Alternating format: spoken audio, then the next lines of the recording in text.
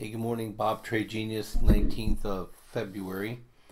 I'll do just a quick video here. As I mentioned yesterday, I think looking at Bitcoin here real quick, is that it's consolidating on that line. And like I said, it could go for a couple days and drift on that line. And it can even pop above and come back down, which would actually be bullish. Come back down, test, and go. So nothing but report. It's flagging, so far so good, bullish, and we just don't want it to lose that flag, because then it'll probably come back down and test the breakout. But that's not what I want to talk about today. I want to talk about the dollar, because I think the dollar is going to tell a pretty big story here for us.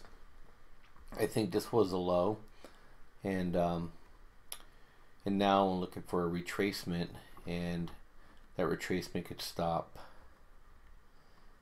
here or here, but this back move here will push gold down quite a bit, also push oil down too, and probably fight the rise in food commodity inflation too, which is going into its strong season now, and there's trouble in ag land this year, so it may fight its way through it, but I'll wait for the dollar to roll over again.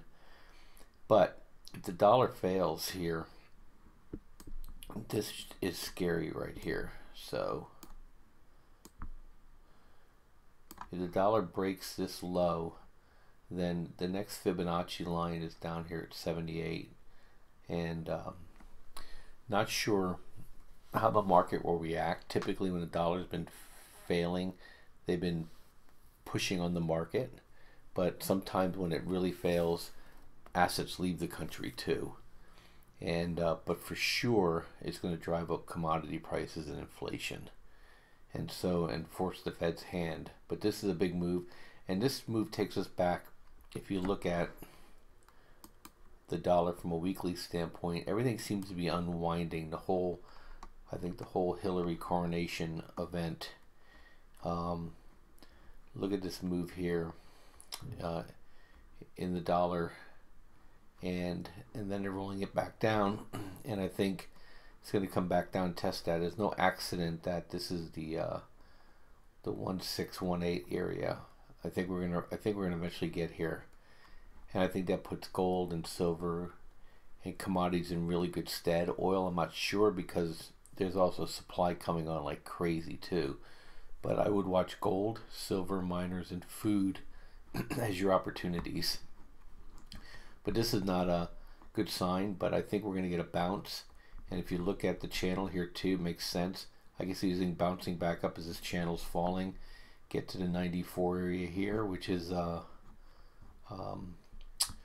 maybe even up to like the halfway point here. I doubt it'll get all the way up to 98. But if it does, then that means the stock market's really coming down hard. So just keep an eye on that. And then the other thing to keep an eye on as well is TLT. Okay. And I think this is a bottom too, but if we lose this low here, then we're gonna have a disorderly rise in interest rates, which is going to cause all kinds of mayhem in the stock market. So anyway, Bob and Trade Genius, we'll see what's going on. The futures were up overnight, and now they went red, but you know, it's a low volume US market close kind of day, so hard to predict anything. I think we'll see a lot of the action come midnight Pacific time tonight. We'll see where the direction of travel will become. I'm looking for a red week, but you know, momentum's been on the side of the bulls here on retracing that bottom. We'll just see if they have enough energy to keep pushing it higher. We'll keep an eye on it though.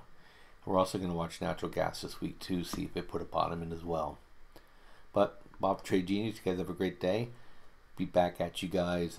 Maybe I'll do one more tonight, and then be back at it tomorrow. Normal weekly schedule. Bye bye.